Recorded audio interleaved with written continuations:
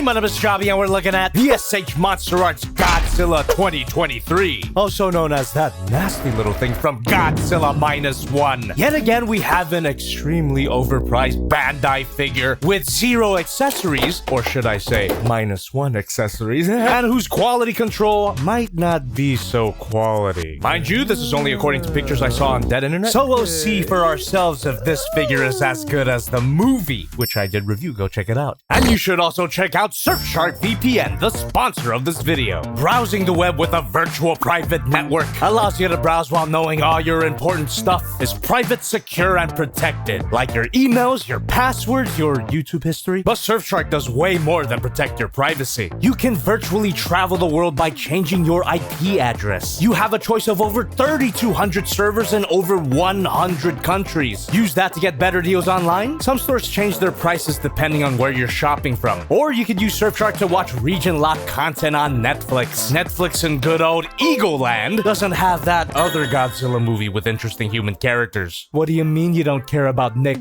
topless? Just switch your location to any of these and that's a lot of fish. Surfshark VPN also includes Surfshark Alert, letting you know when your sensitive information's been compromised in any way. It's available to download on iOS, Android, Mac, Windows, Linux, just about everything. So check the link in the description and use my promo code JOBBY to get 4 months free. And if you're not satisfied with your privacy or Nick topless, there's a 30-day money-back guarantee. And call me a sucker if you want.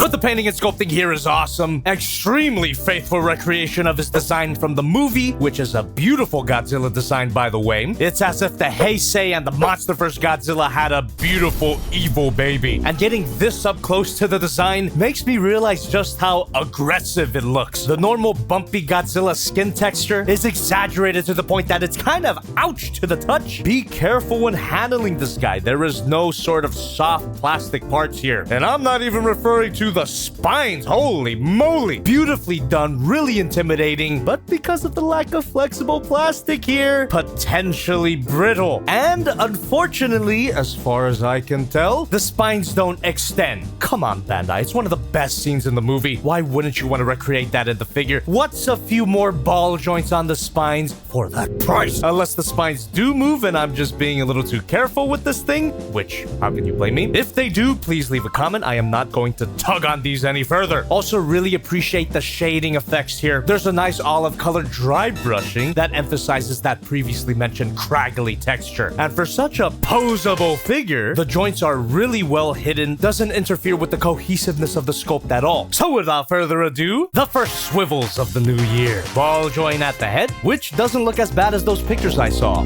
but not great either. And like a lot of SH Monsterarts figures, all the ball joints here are on those dumbbell ball joints. Every ball joint can be a swivel, which is kind of limited here, not that big of a deal. 1, 2, 3 ball joints here. You can actually look down a lot farther than you might expect, but not as far up as I would like. Can't quite recreate one of the best scenes from the movie. What the frick? Ball joint at the mouth, which allows it to open.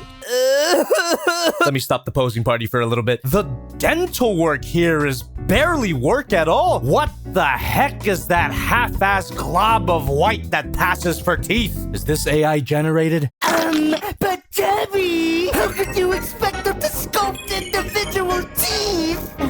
What the hell are you doing here? Get back to a Transformers review. The bottom teeth don't look half as bad. And sure, it looks fine from a distance, but if we're paying for the best, we'd better be getting the best. I'm just saying. Am I being nitpicky? Am I being entitled? Leave a comment. You know what? Don't even leave a comment. I'm 100% correct. Well, at least he's got a posable tongue. Ball jointed jaw allows for a little bit of side to side. I eat the souls of atomic bomb survivors. Again, missed opportunity for posable spines, and one of the big ones is starting to bend. Great. Yes, they were flexible after all. In the worst way possible. Ball joint at the shoulder, which allows for rotation, can rotate a full 360. Arm moves out. Bicep ball joint, which allows for a swivel. Bend at the elbow. All ball joints, by the way. Ball joint at the wrist. Every ball joint can be. Ball joint at his well-defined Godzillas. And a ball joint at the waist. Wait a minute. Oh, okay. Yeah. Oh, fucking Christ. That's how the joints look, by the way. But you don't want to overwork the waist because, wow, that ball joint was annoying to get back in. At least the titty joint feels nice and fluid. Swivel here, bit of a crunch, and can move back that far. And please be careful, because again, the spines are potentially brittle. Ball joint at the hips allows for rotation. Can it rotate all the way? Yeah, a beautiful spread. You could fake a thigh swivel, kind of. Bend at the knee. Of course, this ball joint here allows for a calf swivel. Insert cat clip here. Oh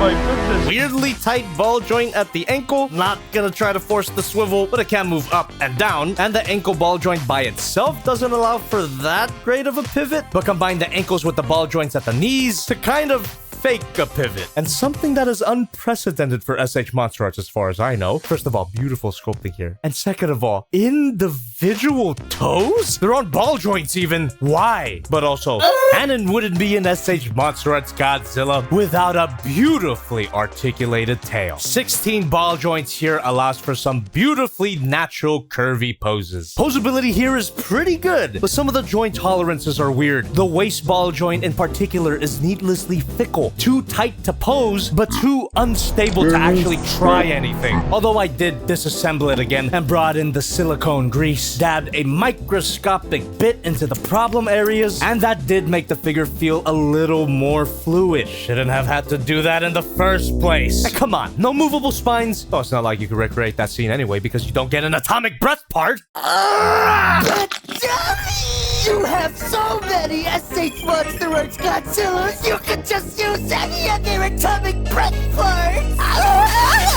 Well, first of all, not everybody is as degenerate as me, so not everybody's gonna have a stockpile of atomic breath parts they can use. Second of all, what a missed opportunity to replicate this particular Godzilla's atomic breath. Mushroom cloud effect part, anybody? Would that be in bad taste? Well, it wasn't my idea to represent the horrors of war with a big radioactive lizard. Size comparison time. Here's Figma Madoka Kaname, Hayatoy's Godzilla, Magic Square Light of Peace, and my previous reviews, the SH Monsterarts Godzilla and SH Monsterarts Monster X from Final Wars. Now, I want to make it clear, I only complain because I care. I wanted this figure to be the best that it can be, but in my opinion, it's not. However, that's not to say that it's bad.